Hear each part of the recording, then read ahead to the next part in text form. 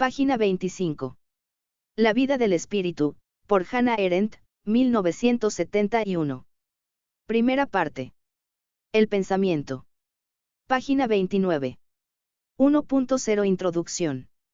Percepción e instrumentos. El pensar no conduce a un saber como las ciencias. El pensar no produce ninguna sabiduría aprovechable de la vida. El pensar no descifra enigmas del mundo. El pensar no infunde inmediatamente fuerzas para la acción. Martin Heidegger. El título que se ha dado a esta serie de conferencias, La vida del espíritu, suena pretencioso, y hablar sobre el pensamiento me parece tan presuntuoso que creo que les debo una justificación más que una disculpa. Por supuesto, el tema en sí no requiere justificación alguna, y menos todavía en el marco de las Gifford Lectures. Lo que me preocupa es arriesgarme, ya que no pretendo ni ambiciono ser un filósofo, ni contabilizarme entre los que Kant llamó, con ironía, Denker von Gewerbe, pensadores profesionales.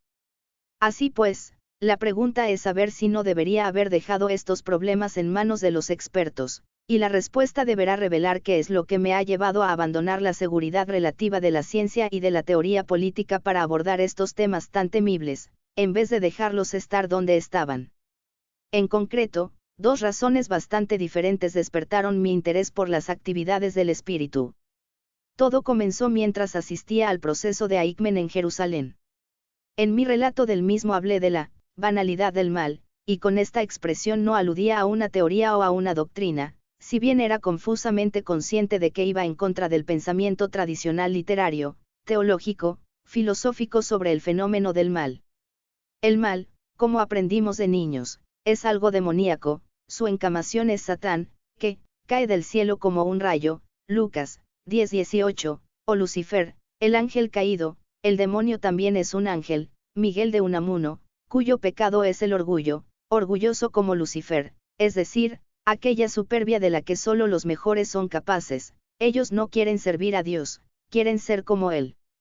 Los malvados, se nos dice, actúan movidos por la envidia, que puede ser el resentimiento por no haber triunfado sin que mediara su propia falta, Ricardo III, o la envidia de Caín, que mató a Abel porque el Señor prestó atención a Abel y a sus sacrificios, pero no tuvo consideración alguna con Caín y sus ofrendas. También puede guiarles la debilidad, Macbeth. O, al contrario, el poderoso odio que experimenta la maldad ante la pura bondad, Lago, odio al moro, mi causa está engendrada en mi corazón, el odio de Clapgard por la inocencia bárbara de Billy Budd, un odio que Melville considera como una depravación de la naturaleza, o la codicia, fuente de todos los males, radix omnium malorum cupiditas. Sin embargo, aquello que tenía ante mis ojos era un hecho totalmente distinto e innegable. Lo que me impresionó del acusado era su manifiesta superficialidad, que no permitía remontar el mal incuestionable que regía sus actos hasta los niveles más profundos de sus raíces o motivos. Los actos fueron monstruosos, pero el agente, al menos el responsable que estaba siendo juzgado en aquel momento, era totalmente corriente, común, ni demoníaco ni monstruoso. No presentaba ningún signo de convicciones ideológicas sólidas ni de motivos específicamente malignos, y la única característica destacable que podía detectarse en su conducta pasada, y en la que manifestó durante el proceso y los interrogatorios previos, fue algo enteramente negativo: no era estupidez, sino incapacidad para pensar. En el contexto del tribunal israelí y del proceso carcelario supo desenvolverse tan bien como lo había hecho durante el régimen nazi, pero, ante situaciones carentes de este tipo de rutina, estaba indefenso y su lenguaje estereotipado producía en la tribuna, como evidentemente también debió hacerlo en su vida oficial, una suerte de comedia macabra. Los estereotipos, las frases hechas, la adhesión a lo convencional, los códigos de conducta estandarizados cumplen la función socialmente reconocida de protegernos frente a la realidad, es decir, frente a los requerimientos que sobre nuestra atención pensante ejercen los acontecimientos y hechos en virtud de su existencia. Si siempre tuviéramos que ceder a dichos requerimientos, pronto estaríamos exhaustos. La única diferencia entre Eichmann y el resto de la humanidad es que él pasó por alto todas esas solicitudes. Esa total ausencia de pensamiento tan común en nuestra vida cotidiana, en la que apenas tenemos el tiempo, y menos aún la disposición, para detenernos y pensar atrajo mi atención. Es posible hacer el mal, los pecados de omisión y los de comisión, cuando faltan los motivos reprensibles, según la terminología legal, y también cualquier otro tipo de motivo, el más mínimo destello de interés o volición. La maldad, como quiera que la definamos, estar resuelto a ser un villano, no es una condición necesaria para hacer el mal.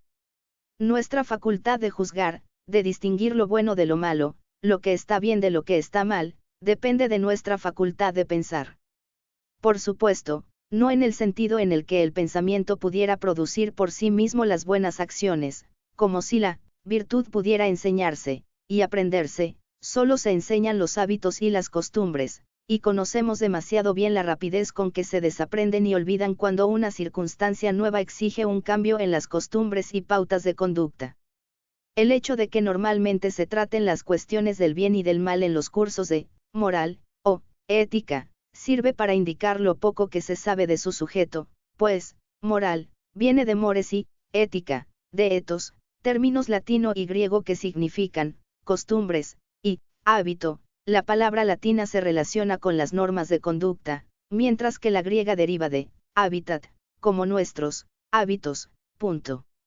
La ausencia de pensamiento ante la que me encontré no era el resultado del olvido de las buenas maneras o de los hábitos anteriores, sin duda buenos, ni de la estupidez, en el sentido de incapacidad para comprender, ni siquiera en el sentido de locura moral, pues era igual de manifiesta en circunstancias que no tenían nada que ver con las llamadas decisiones éticas, o con problemas de conciencia. La cuestión que se imponía era la siguiente: la actividad de pensar en sí misma, el hábito de examinar y de reflexionar acerca de todo lo que acontezca o llame la atención, al margen de su contenido específico o de sus resultados, puede ser una actividad de tal naturaleza que se encuentre entre las condiciones que llevan a los seres humanos a evitar el mal o, incluso, los condicionan, frente a él. El mismo término, conciencia, Conscience, apunta en esta dirección, ya que significa, conocer conmigo y por mí mismo, una suerte de conocimiento que se actualiza en cada proceso de pensamiento. ¿Y acaso no refuerza esta hipótesis todo lo que se sabe sobre la conciencia, esto es, que la buena conciencia es, por lo general, más propia de la gente auténticamente malvada, criminales y similares, mientras que solo la gente buena es capaz de tener mala conciencia? Por expresarlo de otro modo y usando un lenguaje kantiano, después de que me llamara la atención un fenómeno que, quisiera o no, me puso en posesión de un concepto, la banalidad del mal, no pude evitar suscitar la quaestio iuris y preguntarme, con qué derecho lo poseía y lo utilizaba. Así pues, el proceso de Eichmann fue lo que en principio me llevó a interesarme por este tema. En segundo lugar, los problemas morales nacidos de la experiencia concreta que iban contra la sabiduría de los siglos, no solo respecto de las distintas respuestas tradicionales que la ética, una rama de la filosofía, había ofrecido al problema del mal, sino también respecto de las más amplias respuestas con que cuenta la filosofía para la mucho menos urgente cuestión de ¿qué es pensar? Todo ello consiguió renovar en mí algunas dudas que me venían asediando desde que concluyera un estudio sobre lo que mi editor sabiamente denominó la condición humana, pero que yo más modestamente había considerado como una indagación sobre la vida activa. Me había interesado por el problema de la acción, la más antigua preocupación de la ciencia política, y aquello que me había inquietado siempre al respecto fue que el mismo término que había empleado en mis reflexiones sobre el tema, esto es, vida activa, fue acuñado por hombres dedicados al tipo de vida contemplativa que observaban a todos los seres vivos desde esta perspectiva. Desde este punto de vista, la forma de vida activa es laboriosa, la contemplativa es pura quietud, la activa se despliega en público, la contemplativa en el desierto, la activa se consagra a la necesidad del prójimo, la contemplativa a la visión de Dios. Dua es sant vitae, activa iti contemplativa. Activa est in labore, contemplativa in requie. Activa in publico, contemplativa in deserto. Activa in necessitate proximi, contemplativa in visione Dei. He citado a un autor medieval del siglo XII, casi al azar, porque la idea de que la contemplación es el estado más elevado del espíritu es tan antigua como la filosofía occidental. La actividad pensante según Platón, el diálogo silencioso que tenemos con nosotros mismos solo sirve para abrir los ojos del espíritu, e incluso el nous aristotélico es un órgano para ver y contemplar la verdad. En otras palabras, el pensamiento tiende a y culmina en la contemplación, y esta no es activa sino pasiva, es el punto donde la actividad mental descansa. Según las tradiciones de la época cristiana, cuando la filosofía se convirtió en la sirvienta de la teología, el pensamiento devino meditación, y la meditación de nuevo culminaba en la contemplación, una suerte de estado beatífico del alma en el que el espíritu ya no se desplegaba para conocer la verdad, sino que, anticipando un estado futuro, lo recibía temporalmente en la intuición. Descartes, influido todavía por esta tradición, llamó Meditations al tratado en el que se dispuso a demostrar la existencia de Dios.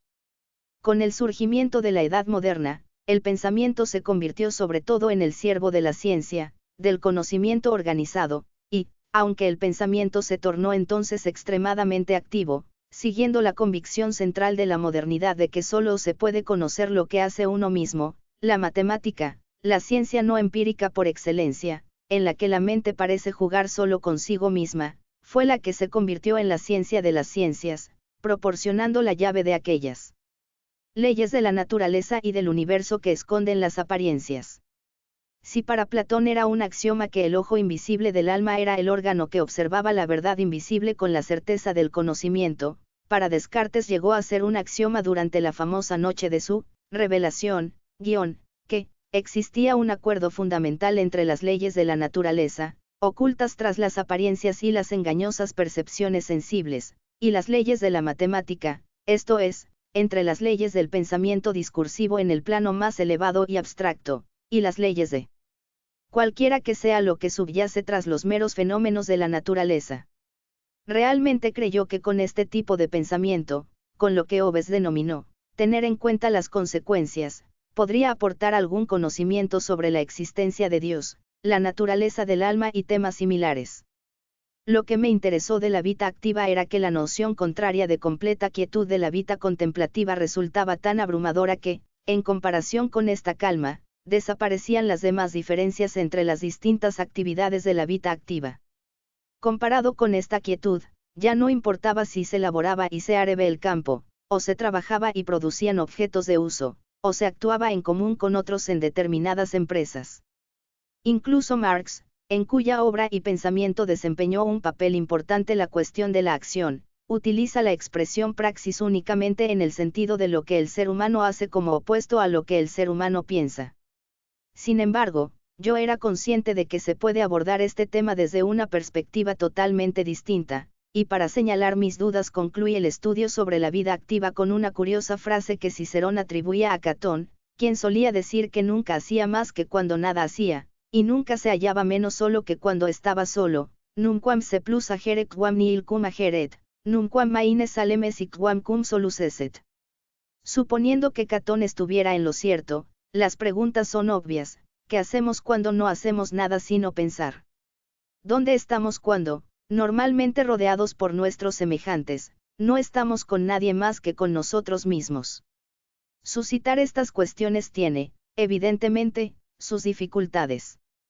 A primera vista parecen pertenecer a lo que solía llamarse filosofía o metafísica, dos términos y dos ámbitos de investigación que, como sabemos, han caído en desgracia. Si se tratara simplemente de las críticas positivistas o neopositivistas, quizá no necesitaríamos ni preocuparnos de ello.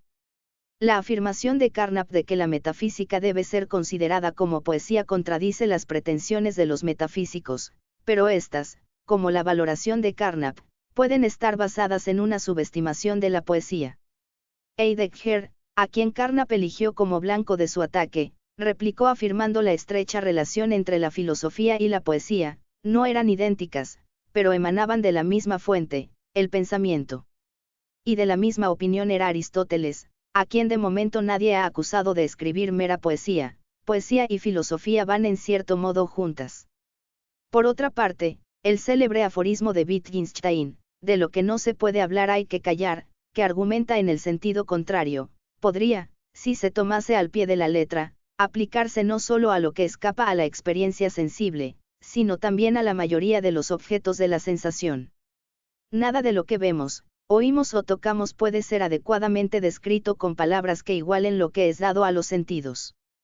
Hegel estaba en lo cierto al subrayar que, el esto sensible es inasequible al lenguaje. Y no fue precisamente el descubrimiento de esta discrepancia entre las palabras, el medio en el que se piensa, y el mundo de las apariencias, el medio en el que se vive, lo que condujo a la filosofía y a la metafísica al primer plano. Si se exceptúan los inicios, el pensamiento, ya fuera como logos o como noesis, era considerado capaz de alcanzar la verdad o el ser verdadero, mientras que al final el acento se desplazó a lo dado a la percepción y a los instrumentos que permiten ampliar y afinar los sentidos corporales. Parece legítimo que los primeros discriminen contra las apariencias y que los últimos lo hagan contra el pensamiento. Nuestras dificultades con las cuestiones metafísicas nacen menos de los que, de algún modo, consideran que, carecen de significado, que de aquellos a quienes va dirigida la crítica. Pues, del mismo modo que la crisis de la teología alcanzó su punto más álgido cuando los teólogos, y no la vieja masa de no creyentes, comenzaron a hablar sobre la proposición, Dios ha muerto, la crisis de la filosofía y de la metafísica se ha manifestado cuando los propios filósofos empezaron a declarar el final de la filosofía y de la metafísica. Ahora esta es una historia pasada. El atractivo de la fenomenología de Husserl surgió de las implicaciones antihistóricas y antimetafísicas de la máxima zu den Sachen selbst, a las cosas mismas, y Heidegger, quien, aparentemente se mantiene dentro de la órbita de la metafísica, de hecho, también aspiró a la superación de la metafísica, como proclamó repetidas veces desde 1930. Página 35.